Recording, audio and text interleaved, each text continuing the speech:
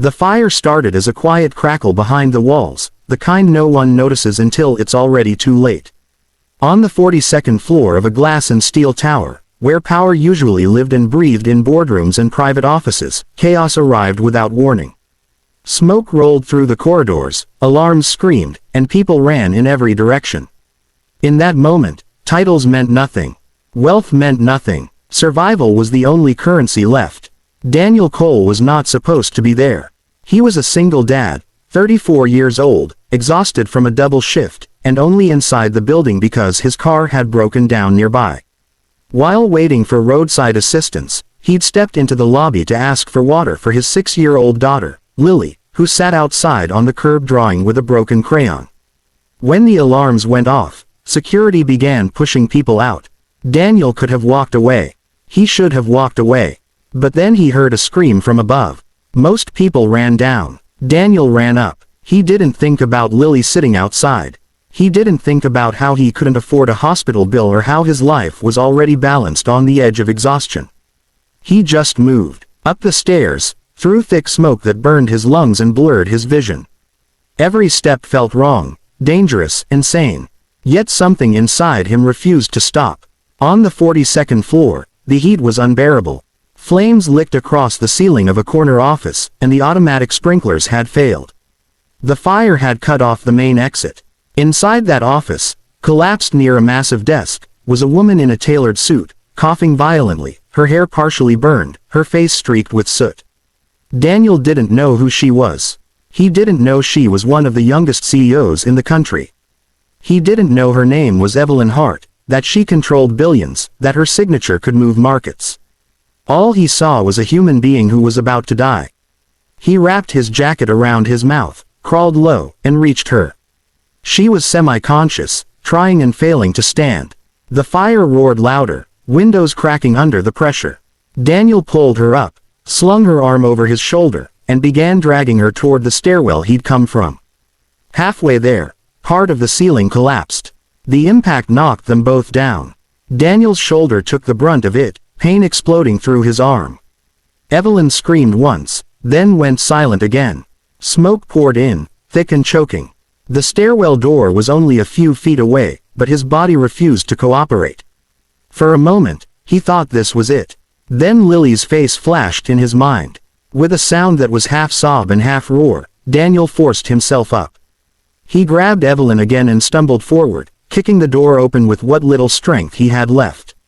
The stairwell was hot but clear enough to breathe. Step by step, he carried her down while firefighters rushed past them upward. By the time they reached the ground floor, Daniel collapsed. He woke up in a hospital room hours later, his arm in a sling, his lungs burning, his head pounding. Lily was asleep in a chair beside the bed, clutching his hand. A nurse noticed his eyes open and smiled gently, telling him he was safe.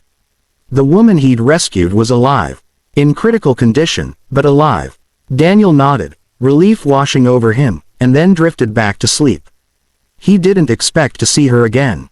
3 days later, a quiet presence filled the room. Daniel opened his eyes to see a woman standing near the window. She looked different from the image burned into his memory. Clean clothes, neatly styled hair, no soot or blood. But the eyes were the same. Evelyn Hart. She turned when she noticed him awake and walked closer. Daniel tried to sit up, suddenly aware of how small and out of place he felt. He opened his mouth to speak, already preparing a simple, "You're okay," or maybe an awkward joke. She spoke first. "Why didn't you leave?" The question caught him off guard. Daniel blinked. People were still inside." "That's not an answer," she said quietly. "Everyone else ran. You didn't know me. You didn't owe me anything. You have a child. Why didn't you leave?" Her voice wasn't cold, but it wasn't grateful either. It was searching, almost accusing, like she was trying to understand something that didn't fit into her world. Daniel looked at Lily, still asleep, then back at Evelyn. "Because someone was screaming," he said simply. "And I could help." Silence settled between them. Evelyn's eyes filled with tears she clearly wasn't used to letting fall. She turned away quickly, embarrassed, angry at herself for the weakness.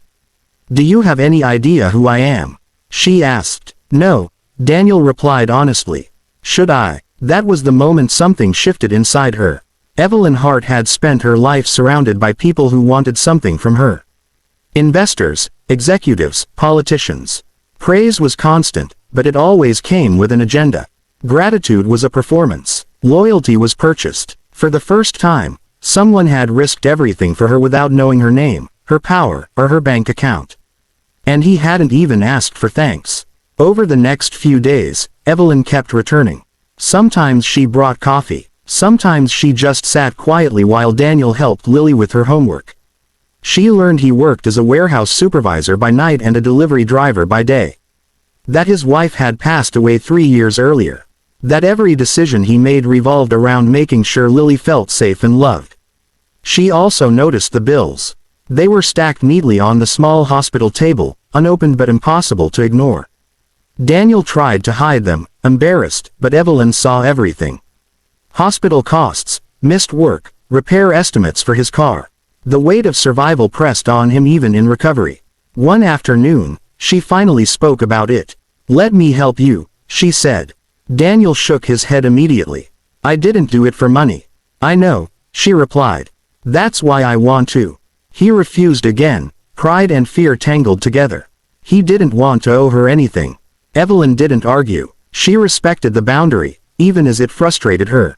Instead, she did something unexpected. She listened. Weeks later, Daniel returned to work, still sore but functional. Life resumed its exhausting rhythm. He assumed the fire would fade into memory, another story people would stop telling once the news cycle moved on. Then the letter arrived. It wasn't a check. It wasn't a contract. It was an invitation. Evelyn had arranged a scholarship fund in Lily's name, no strings attached. She'd paid Daniel's medical bills anonymously.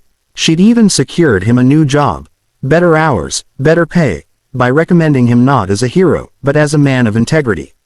When Daniel confronted her, overwhelmed and angry, she didn't apologize.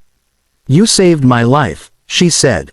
"Not my company, not my reputation, my life. Let me save yours in a way that doesn't break your pride." Their relationship changed after that. It wasn't romantic at first. It was built on conversations, on shared meals, on quiet moments where two very different worlds learned to coexist. Evelyn learned what it meant to slow down. Daniel learned what it meant to be seen. The media eventually found out. Headlines praised the brave single dad, the powerful CEO, the miracle rescue. Cameras followed them for a while.